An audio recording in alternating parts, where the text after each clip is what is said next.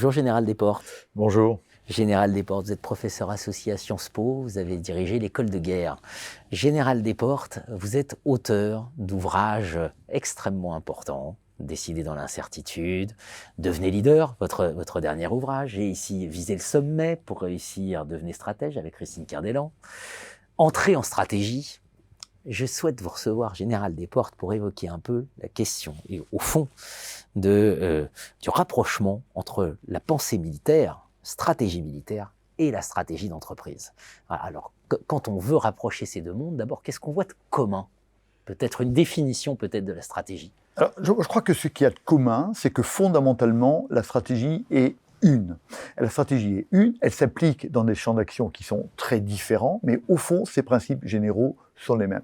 Ensuite, ce qui est intéressant de se rappeler, c'est que évidemment, la stratégie n'est pas née dans l'entreprise. Elle y est même apparue relativement récemment. La première fois qu'on entend parler de la stratégie d'entreprise, c'est sur un livre d'Igor Hanson en 1965. Il écrit son livre Corporate Strategy. Donc avant, ça ne veut pas dire qu'on ne pensait pas à l'entreprise, mais on ne pensait pas stratégie. On pensait organisation, optimisation des moyens. La stratégie, elle est née dans les champs de guerre. Elle est née dans les champs de guerre, 500 ans au moins avant Jésus-Christ. Après, elle a changé. Mais au fond, ces principes-là, qui sont nés dans la guerre, ils s'appliquent partout, et vous les trouvez dans l'entreprise, bien sûr, mais dans la politique, dans la diplomatie, c'est les mêmes. Et parmi les caractéristiques fondamentales, si vous voulez, il y a ces deux idées extrêmement fortes qui constituent la stratégie, et la raison d'être de la stratégie, c'est que la stratégie, c'est aller quelque part. Le stratège est quelqu'un qui a un rêve d'avenir et qu'il veut le réaliser.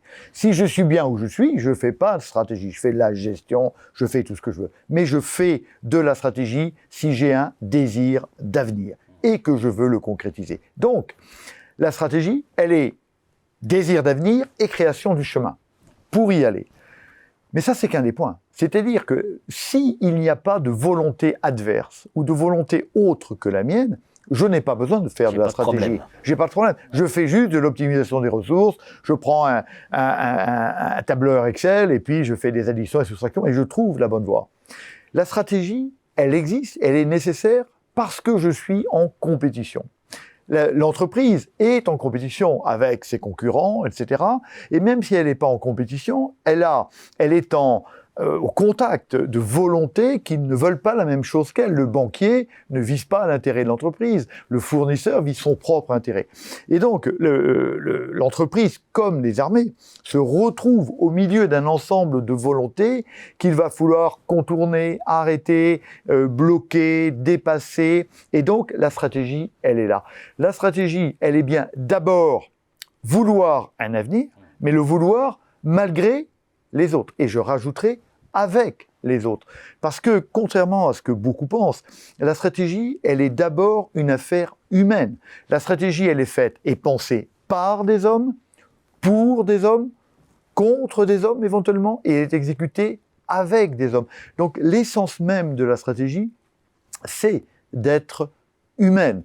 Après, il y a des outils pour la réaliser. Il y a du marketing, il y a du packaging, il y a de la comptabilité, il y a du droit. Mais tout ça, c'est des outils qu'on va utiliser pour arriver à régler un problème qui est d'abord un problème humain, un problème d'affrontement de volonté que je vais régler dans l'intérêt de mon entreprise pour lui permettre d'aller là où je veux la conduire, vers mon ambition. Bien sûr, vous évoquez Igor Hanson. On aurait pu citer aussi Michael Porter. Igor Hanson, c'est le père de la politique générale d'entreprise. Michael Porter, la révolution qu'il a amenée dans les années 80, c'est ça. C'est précisément la représentation d'un champ de bataille, un champ concurrentiel avec des menaces et puis des pouvoirs de négociation des fournisseurs, des clients. Et donc, voilà, l'art de naviguer avec ce désir d'avenir comme... Moi, je crois que Porter a joué un rôle extrêmement important. Comme vous dites, c'est pas le seul, il y a eu des gens avant, il y en a eu après. Mais c'est vraiment lui qui va, pour simplifier, peut-être de manière un peu caricaturale, je dis que la stratégie, c'est un rapport entre l'entreprise et le monde extérieur. C'est un rapport entre le soi et le non-soi.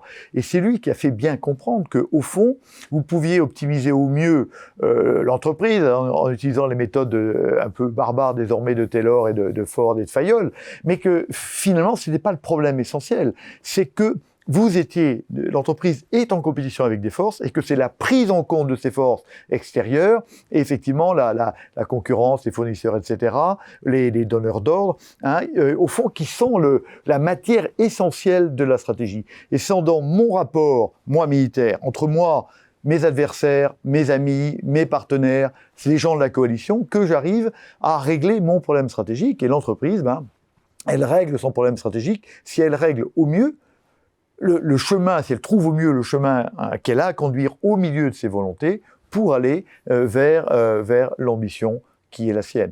La stratégie, c'est un rapport avec le monde extérieur. C'est pour ça que la première analyse fondamentale, une fois qu'on a défini l'ambition, c'est de conduire une analyse d'angle, parce que toute analyse stratégique est une analyse d'angle par rapport à un objectif, c'est d'aller analyser l'environnement extérieur, dans lequel le plus important, ce sont ce que j'appelle les autres, c'est les volontés extérieures, en interne et en externe. Parce que, évidemment, Porter le dit aussi, je fais de la stratégie par rapport à ce qui est externe, mais je ne peux pas faire de stratégie contre l'interne. Si je construis une superbe stratégie, mais que tous mes collaborateurs disent non, c'est de la bêtise, je n'y vais pas, parce que ça ne correspond pas à leur intérêt, ce qui est quand même important, alors ils ne le feront pas. Et donc l'analyse fondamentale, c'est l'analyse des volontés qui sont à l'extérieur de l'entreprise, et c'est en fonction d'elles que je vais tracer le chemin qui me permettra d'aller vers mon ambition. Un rêve, un désir d'avenir un et un chemin pour y parvenir. Absolument. Merci Général Desportes. Merci à vous.